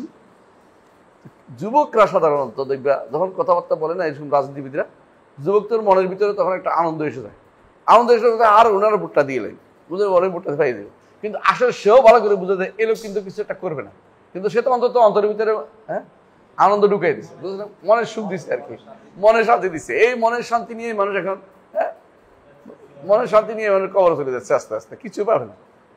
আমাদের সেই সমস্ত রাজনীতিবিদরা যেটা করে গেছে আগে, নতুনরা এটা করে, ভবিষ্যতে এটাই করবে। কেউ হচ্ছে ভালো কিছু জানে না, কেউ ভালো কিছু জানে না। দেখলাম আজকে তোমাদের নতুন নেতারা, হ্যাঁ, নতুন নেতা বুঝছো তো, নতুন নেতারা কি করতেছে, ওই ইয়ার কথা বলতেছে, মুসলিম দালানের ওদেরকে অভিনন্দন জানাচ্ছে, বুঝছিস তো, আর কোনো লোক হয় নাই। 10% কয় পার্সেন্ট ভোট শিয়া, 1% হইবনি, 1% শিয়া ভোটের জন্য অভিনন্দন জানাচ্ছে। হ্যাঁ, নতুন দল আছে না একটা হয়েছে, এটা বুঝে না, এরা ভোট দিব না, এটাও জানে না, এরা দিব, এরা কেউ ভোট দিব নাকি, মানে এরা এটা করে নিজের ক্ষতি করছে, এটাও বুঝে না যে আমি কারে কি করতেছি। তো এরা বলতেছে যে, এমন কি বলতেছে যে ওরাও বের হইব ওদের সাথে দেখা করার জন্য, মানে এমন মনে করতেছে এটা ইসলাম। আশুরার মধ্যে ওদের সাথে পিছনে বের হলেও ইসলাম কায়েম দিব, ইসলাম কায়েম করে ওটা দিয়া, আউযুবিল্লাহ। মানে ওরা ইসলাম কায়েম করার কথা বলে না, বলছে, কিন্তু এটা দিয়ে তারা মনে করছে বাজিমাত করবে, মানে জাহেল কাকে বলে, কত প্রকার কি কি। আরেকজনের লন্ডনে থাকে, জাহালত বলতেছে যে এইটা করছে, এটা করছে, এটা আরেক জাহালত করছে, বুঝেছ না কথাটা? বলতেছে আশুরা দিনে, এখন আশুরা কি, আশুরা তো আর মুসার কথা মনে নেই, জ্ঞানও নাই, বুদ্ধিও নেই, দিনও নাই, তো বলতেছে আশুরার দিনে ইয়াজিদি বাহিনী পালাইছে আর হোসাইনি বাহিনী রয়ে গেছে, বুঝেছি কথাটা? হ্যাঁ, ইয়াজিদি বাহিনী, ইয়াজিরা কি আশুরার দিন পালাইছিল নাকি? যদি শুদ্ধই হয়, এটাও ভুল হয়েছে, মিলেই নেই। তার দরকার ছিল এটা বলা যে ফেরাউনি গোষ্ঠী ডুবে গেছে, আমরা এখন, হ্যাঁ, রয়ে গেছে মুসার গোষ্ঠী, একটা কথা ছিল যে নবীর দিকে সম্পৃক্ত হইতো। সে এখন ইয়েজিদিয়ারে বানাইছে কেন, যে শিয়াদের, মুসলমানদের বাংলাদেশের বেশিরভাগ মানুষের শিয়া, খুশি করার জন্য। তাহলে আশুরা বললে কারবালা বুঝে, কারবালা বললে আশুরা বুঝে, বুঝিস না? অথচ আশুরার সাথে কারবালার কোনো সম্পর্ক নাই। আশুরা মুসা, হ্যাঁ, যোগ বলেছে। আর কারবালা হলো অনেক পরে রাসূলের, হ্যাঁ, 60 বছর পরে যাইয়া কারবালা হয়েছে, সেটা কিভাবে যোগ করে দিল। আর এটার ভিতরে কতগুলো মানুষ পাগলের মতো কিভাবে হাঁটতেছে রাস্তায় রাস্তায়। এরা কোন মুসলমান? এদের বিরুদ্ধে একটা কথা কেউ বলে না কেন? এদের বিরুদ্ধে কথা বললে মানুষের উপকার হইতো না? এদের বিরুদ্ধে রাজনৈতিক দলরা কথা বলা উচিত যে এরা কি করতেছে, তোমরা তো পাগল ছাগল, কি দিব আমরা? তখন বুঝতে চাই এদের মাথায় একটু ব্রেন আসতো যে আমরা কামজুম করতে, মানে হাসি দৃষ্টি দেখতেছি, হাসি তামাশা দৃষ্টি দেখতেছে না। এদের তাজি নীল শিয়া আসমান, লালে লাল দুনিয়া, এগুলো কয়ে বেড়াবে, মনে মনে এটা বিশাল কাম করতেছে। এদেশের মানুষ এখন অধিকাংশ শিয়া রয়ে গেছে, মানে তাদের মানে মানে চিন্তা চেতনা শিয়া, চিন্তা চেতনা শিয়া, বুঝছো কিনা? চিন্তা চেতনা শিয়া বুঝছো তো? নাম কি? আলী হাসান, নাম কি? হ্যাঁ, কি? আনোয়ার হোসেন, গোলাম হোসেন, আবার আবিদ হাসান না হলে হয়, তো আবিদুর রহমান ব্যাস, তাই না? আবিদ হাসান মানে কি? আবেদ হোসেন, তাই না? এই জাতীয় যতগুলো শিয়াদের প্রভাবিত বাকিটা রয়েছে, এই জাতীয় নাম কেন রাখে আমি বুঝে আসি না। আবার কেউ কেউ নাম রাখে বিশাল, আলী হোসেন, আলী হোসেন দুইজন, একসাথে দুই নাম। আবার মোহাম্মদ হোসেন, মানে মোহাম্মদ হোসেন নাম রাখতেছে, মোহাম্মদ আবার হোসেন, কি রে তুই, মানে কিছু বাদ দিবে না, প্রয়োজনে মোহাম্মদ আলী হোসেন রেখে নেব। হ্যাঁ, ওইও রাখে তো অনেকে, মোহাম্মদ আলী হোসেন, তিনজন মোহাম্মদ আলী হোসেন, পারে না যে মোহাম্মদ আলী হোসেন, মুসা, কাজম, আর কিছু লাগাই লেতে পারে। হ্যাঁ, মোহাম্মদ বাকের হোসেন, মানে মোহাম্মদ আছে, বাকেরও আছে, হোসেন আছে, কোনো কিছু বাদ নেই, যা একদম সব দিয়েছে, বুঝছো? না, আমার কোনো শেষ নেই। শিয়া আবার দেখুন ছাড়তে পারেনি, তো সিলেটে যাও, দেখবে যে সব সিলেটি এটা আছে নি, কেউ রাগ করবে, আলাপ আছে সিলেটে, অমুক আলী, ইসহাক আলী, হ্যাঁ, তারপরে ইদ্রিস আলী, তারপরে হ্যাঁ আলী, আলী হইব কিলে রে, কারণ শিয়াবাদ ওখানে প্রচুর পরিমাণে ছিল একটা সময়। আল্লাহ তাআলা কারে দিয়ে কিভাবে আল্লাহ তাআলা সুন্নিতে আসছে, কিন্তু শিয়াবাদ পুরোপুরি ছাড়তে পারে নাই। এদের মধ্যে এখনো কাজ করে শিয়াদের প্রতি দরদ। শিয়াদের একটা গোষ্ঠী কাফের, একটা গোষ্ঠী ফাসে, ইয়াল্লাহ স্বভাব।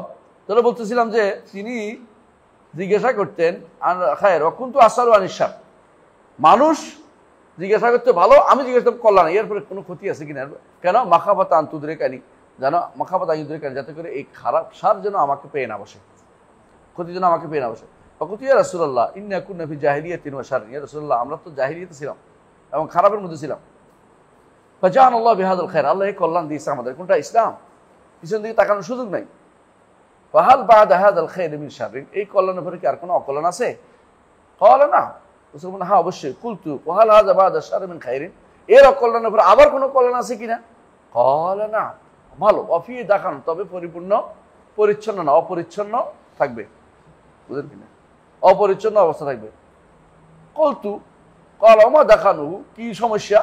ক্বালা কওমুন ইয়াহদুনা বিগাইরি হাদি, কিছু মানুষ থাকবে যারা আমার আদর্শ ব্যতীত অন্য আদর্শ গ্রহণ করবে। এখন আদর্শ কার গ্রহণ করে? কেউ কার্ল মার্কসের, কেউ মাও সেতুংয়ের, কেউ এগুলি বলে তো মনে করে একবারে আর এর চেয়ে কাছের আছে কার? আব্রাহাম লিঙ্কনের, কেউ কেউ আছে প্লেটুর, কেউ আছে ম্যাকিয়াভেলির, কেউ আছে, হিসাব নাই, যত রকমের দার্শনিক আছে সবগুলি হচ্ছে এর ভিতরে। রাসূল যেটা বলেছেন ইয়াহদুনা বিগাইরি হাদি, আমার আদর্শ ব্যতীত অন্য কোনো আদর্শ নিয়ে তারা থাকবে। রাসূলের আদর্শ ব্যতীত অন্য যত আদর্শ দেখাবে আপনাকে, যে কেউ যা পড়াবে সবই হচ্ছে এটার ভিতরে অন্তর্ভুক্ত। রাসূল যেটা বলেছেন ইয়াহদুনা বিগাইরি হাদি তা'রিফু মিনহুম ওয়া তুনকির, তাদের থেকে কিছু জিনিস আপনি জানবেন ভালো, কিছু জিনিস আপনি কি নিবেন এগুলি একটা নিবেন না, কারণ যত ভালো জানলেও এটা কি আপনি নিতে পারবেন না, ওতে কিছু নিতে পারবেন না। তারপরে কুলতু, আমি বললাম ফাহাল বা'দা হাযাল খায়রি মিন শাররিন, এই কল্যাণের কি আরো কল্যাণ আছে? ক্বালা না'ম, রাসূল বলেন হ্যাঁ, ফিতনাতুন আমিয়া, এমন ফিতনা যেটাতে অন্ধ করে ফেলবে। বুঝেন কিছু? মুসলিম অথচ নামাজ পড়ে না, রাসূলের আদর্শ মানে না, এরা হচ্ছে অন্ধ। আর কি হইতে পারে আমাকে বলেন? এমনি মুসলিম যাদেরকে আসাদু দরকার হলে জিকির করে ফেলবে, হব্বে খোদা হব্বে রাসূল, হব্বে খোদা হব্বে কি জানি বানাইছে, খুব জিকির বানাই ফেলছে। ইয়া রাসূলুল্লাহ খুব জিকির বানাইছে। কেউ তো বানাইতে পারে না, উনি নতুন করে এটা বানাইছে, কারণ এটা নতুন জিকির। সাধারণত লা ইলাহা ইল্লাল্লাহ তো অন্যান্য পীরের জিকির, তো উনি কি করছে অন্য পীরের সাজার, অন্য পীরের এত দিতে পারে না। হ্যাঁ, অন্য পীরেরটা দিলে তো আর ওনার মর্যাদা বাড়তেছে না, বুঝ নাই? এখন নতুন একটা ওজিফা দিছে, এটা কি? হব্বে খোদা হব্বে রাসূল, ইয়া রাসূলুল্লাহ, নতুন জিকির বানাইছে। এরকম প্রচুর পরিমাণে আছে যারা কি করে অন্ধভাবে চলে। ফিতনাতুন আমিয়া, মানে এমন ফিতনা যে ফিতনাতে মানুষকে অন্ধ করে দিয়েছে। এরপরে ওয়া দুআতুন আলা আবওয়াবি জাহান্নাম, দুআতুন আলা আবওয়াবি জাহান্নাম, জাহান্নামের দরজার দিকে আহ্বানকারী। এটা খুবই গুরুত্বপূর্ণ হাদিস, বারবার পড়বেন না, মুখস্থ করবেন। দুআতুন আলা আবওয়াবি জাহান্নাম, এটা খুবই বেশি। জাহান্নামের দরজার দিকে ডাকে আহ্বান জানাচ্ছে, জাহান্নামের দরজার মধ্যে বসে আছে এরা। কারণ রাসূলুল্লাহ সাল্লাল্লাহু আলাইহি ওয়াসাল্লাম একদিন আরেকটা হাদিসে আসছে, লম্বা একটা রেখা আসছে, রেখাকে বলছে এটা হচ্ছে হাযা সিরাতি, আমার মুস্তাকিমান, আমার রাস্তা, যে রাস্তাতে পৌঁছে জান্নাতে হবে।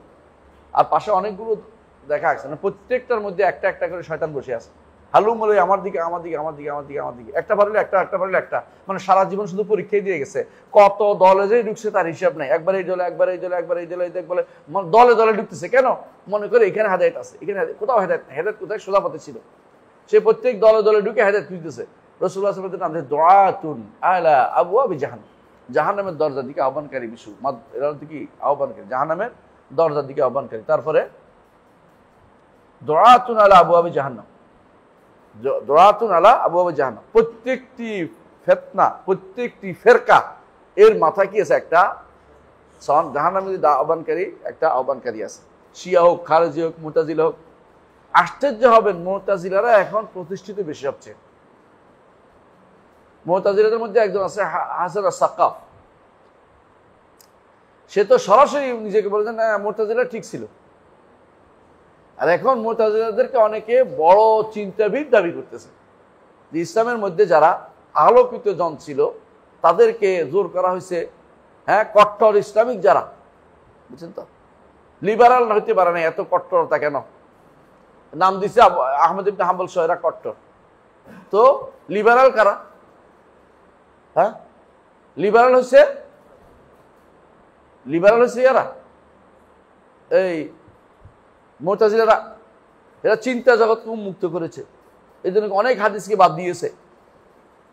বর্তমানে হাদিস অস্বীকারীদের তিন নীতি, তিন এক গোষ্ঠী কি করে, হাদিস একটাও মানে না, আরেক গোষ্ঠী বিবেকের সাথে মিলাইলে মানে, যে মিলে মানবে, হ্যাঁ। আরেক গোষ্ঠী কয় যে কোরআনের সাথে মিলেই মানবে, কোরআনের সাথে মিললে কিনা এটা মানবে। তো কেমনে বুঝবে কোরআনের সাথে? এরা আবার বিভিন্ন ভিতরে আবার ভাগও আছে। এরা সবগুলো হচ্ছে পথভ্রষ্ট এবং বেশিরভাগই এরা কাফের। বেশিরভাগই যারা কাফের, যারা হাদিস জানা শোনার পরে হাদিস অস্বীকার তারা কাফের। এরপরে বলতেছেন যে মান আজাবা মিলে কাযাফু ফিহা, কেউ যদি কোনো তার কথা শুনে তারা জাহান্নামের মধ্যে নিক্ষেপ করে। কুলতু ইয়া রাসূলুল্লাহ সিফহুম লানা, ইয়া রাসূল বলে দেন তাদের চিনবো কি করে? ক্বালা হুম মিন জিলদাতিনা, তারা আমাদের চামড়াই তাদের চামড়া, অর্থাৎ এটা গন্ডা না, গরু না, মানুষের চামড়া, মানুষের চামড়া তাদের চামড়া, অর্থাৎ মানুষেরা।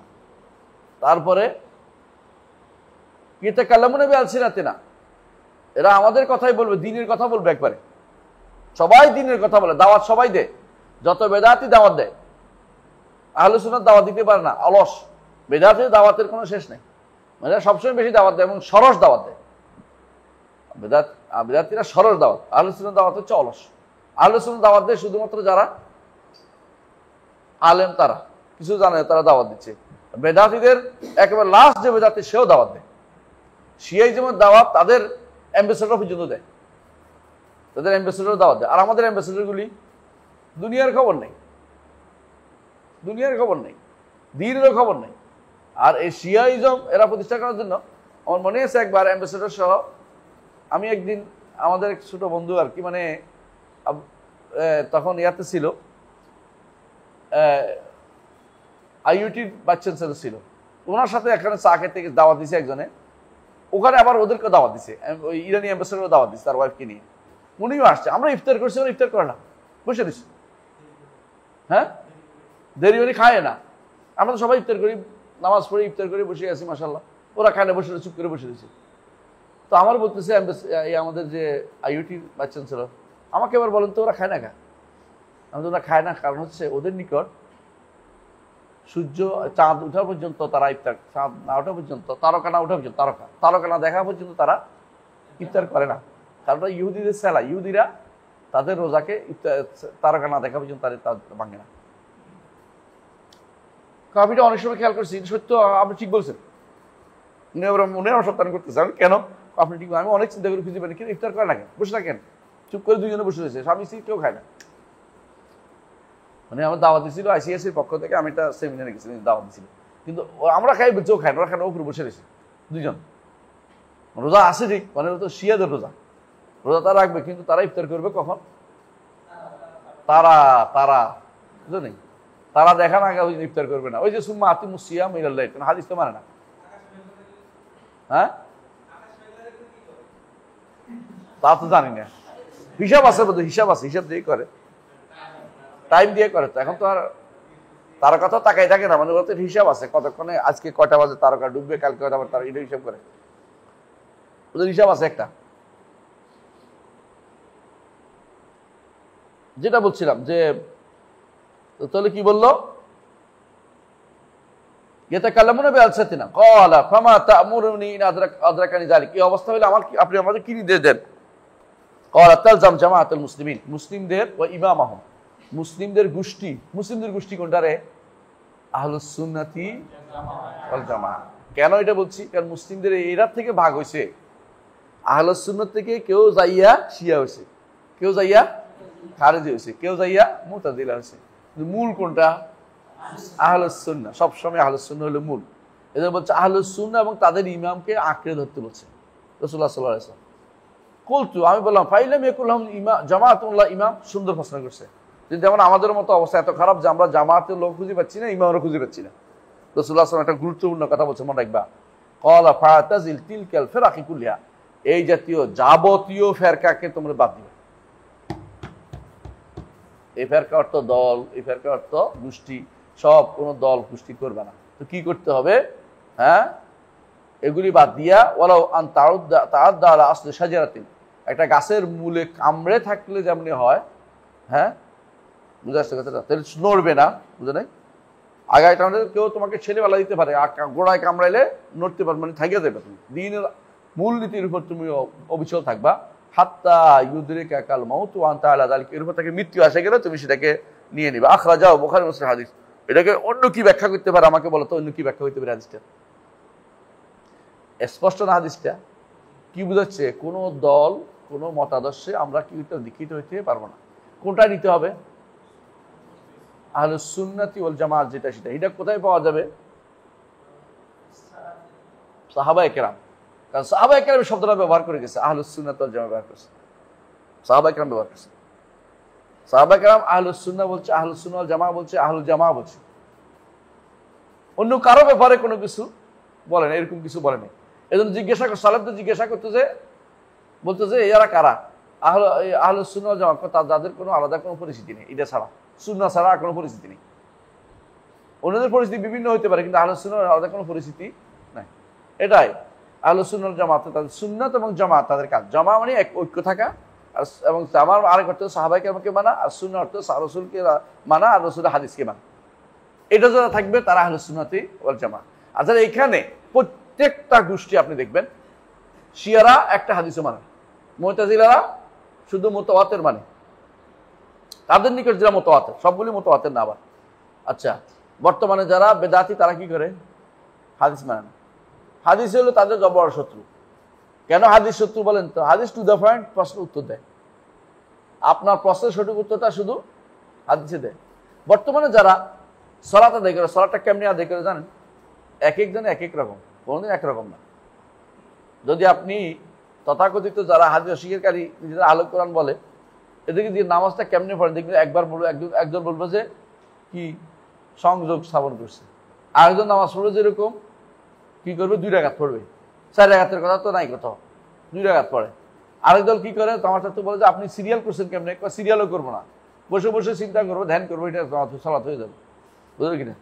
মানে আচ্ছা, সালাতটা কেমনে পড়বে? হাদিস ছাড়া সালাতটা কেমনে? আগে যে আল্লাহু আকবার বলবে, এটা কি কোরআনে আছে নাই কোথাও? হ্যাঁ, আগে বলতো না, আগে তাকবীর করতে হবে। তাকবীর তো দিলেও কথা, কারণ তাহলে ঘরে বসে তাকবীর দিয়ে দিলে তো হবে। হ্যাঁ, তো কেবলা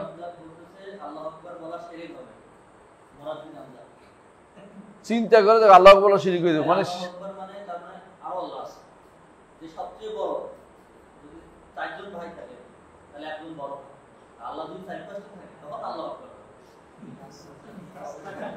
হাসবি আল্লাহ, আরবি বুঝছে, আরবি বুঝছে, সুবহানাল্লাহ।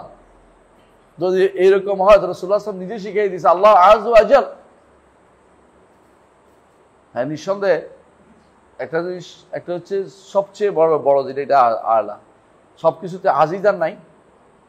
আজিজ মিশরে তো আসিল, আলা আরো আছে, আলা থাকতে পারে না, আকবর থাকতে পারে না, হ্যাঁ, এবং পাহাড়টা এটার চেয়ে বড় হতে পারে না। আল্লাহ আকবর মিন কুল্লি শাই, খালাস, এটা তো অর্থ। সেটা কি কোত্থেকে নিয়ে আসলো এটা? মানে সে হচ্ছে বিভ্রান্তি ছড়ানোর জন্য আসছে, আর কোনো উদ্দেশ্য তার নাই। নিশ্চয়ই মুরতাজাক বা এরকম রাষ্ট্র থেকে পয়সা পায়, আমরা সরাসরি বলছি না কেন, আমরা জানি নিশ্চয়ই বলতেছি। আর কি করতে পারবে? হতে পারে সে পয়সা পায়, নাহলে এটা করতে গেবে, এরকম কথা তো কেউ বলে না কোনো, তা তো আলেম না, আলেম হিসেবে বলতে পারে না এটা। হ্যাঁ, সামনে আসেন। তারপর কি বলতো? ওয়ান তাআলা যাও যাদা মুসলিম, মুসলিম বলছে সুম্মা মাদা, তারপর কি? রাসূলুল্লাহ সাল্লাল্লাহু আলাইহি ওয়াসাল্লাম বলেন যে সুম্মা ইয়াখরুজুদ দাজ্জাল, তারপর দাজ্জাল বের হবে। অর্থ হচ্ছে আপনি এই সময়টাই, বর্তমানে যেটা বলছি, এই পুরো সময়টা আমাদের কাছে কি দুআতুন আলা আবওয়াবি জাহান্নাম, যারাই আপনাকে কোনো দলের দিকে আহ্বান করছে তারা দুআতুন আলা আবওয়াবি জাহান্নাম। কোনো দল নেই। আহলুস সুন্নাহ জামাতের কাজ হচ্ছে দলীয় কাজ করে না, তারা কি করে? দাওয়াতের কাজ করে। দল না, হ্যাঁ, দল না, তারা কি দাঈ আল্লাহ, হ্যাঁ, তারা দলের দিকে, দলাল দিকে ডাকায় না, তারা দাওয়াতের দিকে মানুষকে দাওয়াত দেয়। হ্যাঁ, এই জন্য কোনো দলের দিকে যে আহ্বান করবে সে ব্যক্তি পথভ্রষ্ট, যেই কোনো দল হোক। তারা আহলুস সুন্নাহ জামাত এটা কোনো আলাদা দল নয়, এটা হচ্ছে মূল গোষ্ঠী। আলাদা যে কোনো নাম দিয়ে ইসলাম থেকে ভিন্ন হবে কেউ, যে কোনো নাম দিয়ে সেটাই পথভ্রষ্টতা মনে রাখবেন। ইসলামের মূলের উপর থাকেন, দল না করে ইসলামকে মানুষের দোরগোড়ায়, প্রত্যেকটি মানুষের ঘরে পৌঁছানোর ব্যবস্থা করেন। তারা বুঝবে, ইসলাম বুঝে, তারাই আপনাকে সহযোগিতা করবে। আপনি যদি দল করে বলেন যে আমার দলে আসতেই, তাহলে আর তোমার দলও হবে না, আর ইসলামও প্রতিষ্ঠিত হবে না। না, ना मनताल ना नमन ना नहमन ताल होगा না রাধা নাচে, 9 মন তেল হইব না, রাধা নাচবে না। তো এই জন্য এই নিজে কোনোদিনই দলীয় প্ল্যাটফর্ম কাজ না করার কাজ করবেন না। কি কাজ করবেন? দাওয়াতের প্ল্যাটফর্মে কাজ করবেন। দাওয়াত হচ্ছে বড় জিনিস। নবী রাসূলদের কাজ যেটা, নবী রাসূলরা কোনো দল করে নাই, দল করে নাই।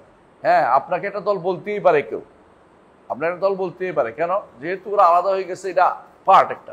কিন্তু আপনি দাওয়াত দিকে আহ্বান, দলের দিকে আহ্বান, আপনি সবসময় দাওয়াত দিবেন ইসলামে, সবসময় আপনার দাওয়াতে ইসলামে। তাহলে আপনি আর দলে হইতে, যারা দল, তাদের দল দল এরা এই জন্য চায় যে তারা সবসময় দাওয়াত হবে দলের দিকে। কাদিয়ানীরা কাদিয়ানী বানাচ্ছে, শিয়ারা শিয়া বানাচ্ছে, খারেজিরা খারেজি বানাচ্ছে, মুতাজিলা মুতাজিলা বানাচ্ছে। খেয়াল করেন, আমরা কি বানাই? সুন্নাত ওয়াল জামাতে আমরা থাকতে চাই। বুঝতে পারছে কথাটা? মানুষদেরকে সুন্নতের মধ্যে রাখতে চাই, কারণ এটা আমাদের কোনো দল নতুন হয় না, এটা সাহাবায়ে কেরাম থেকে যারা চলে আসে সুন্নত এবং জামাতের উপরে, রসুল এবং সাহাবাদের উপরে যারা নীতির উপর যারা থাকবে, এই জায়গাতে যে আক্রমণ করবে সে পথভ্রষ্ট। এই জায়গাতে আক্রমণ বহু লোক করে, কেউ সুন্নার উপরে করে, কেউ জামার উপরে করে। সাহাবায়ে কেরামের উপর আক্রমণকারী অভাব নেই। এমনকি তারা খুশি হয় যদি কোনো, তারা তাদের সবচেয়ে বড় সমস্যা এক জায়গায়, জানেন কোন জায়গায় বলেন তো? খেলাফত নষ্ট করে ফেলছে। খেলাফতের পরে মূল কি হয়ে আসছে? খেলাফত ওয়াল মুলুক।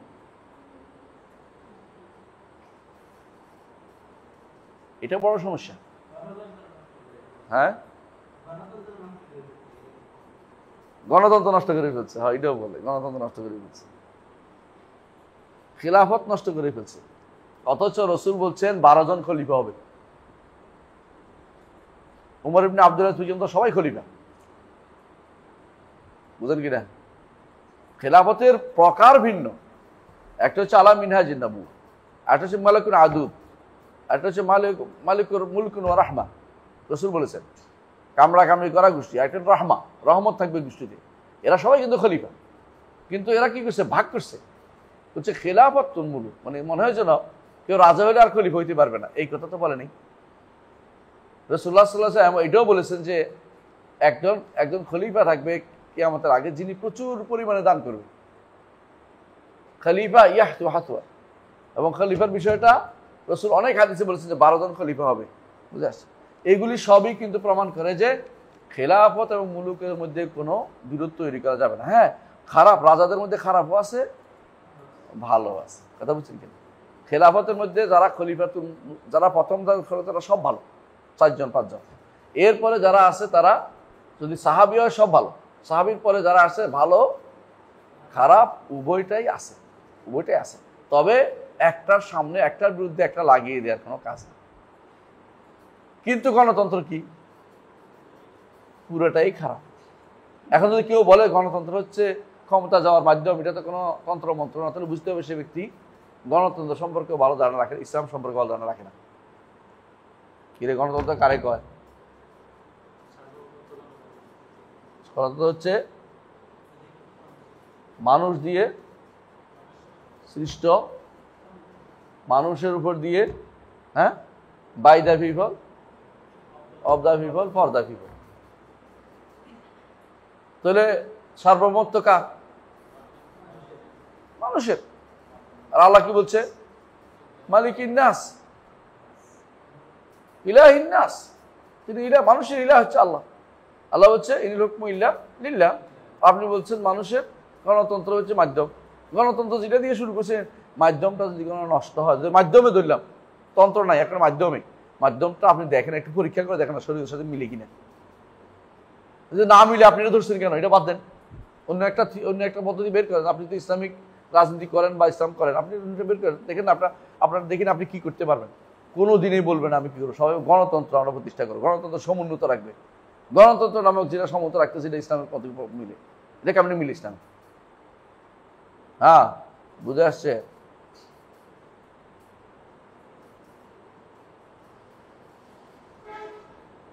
আবুল আলিয়া থেকে আমরা আবার পড়বো না, কল আবুল আলিয়া থেকে আরেকদিন পড়বো ইনশাল্লাহ, সময় কমে গেছে। আবুল আলিয়া বলেন, আবুল আলিয়াকে রুফাই ইবনে মেহরান রিয়াহি। তো ওনার সম্পর্কে ইনশাল্লাহ ওখান থেকে আমরা সামনে পড়বো ইনশাল্লাহ, যে কিভাবে পথ থেকে বিমুখ হয়, ডানে বামে বাদ হয়ে যায়, ওটা উনি আলোচনা করছেন।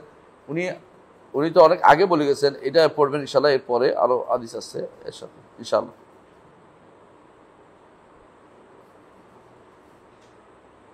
সুবহানাকাল্লাহু ওয়া বিহামদিকা আশহাদু আল্লা ইলাহা ইল্লা আনতা আস্তাগফিরুকা ওয়া আতুবু ইলাইক। আসসালামু আলাইকুম ওয়া রাহমাতুল্লাহ।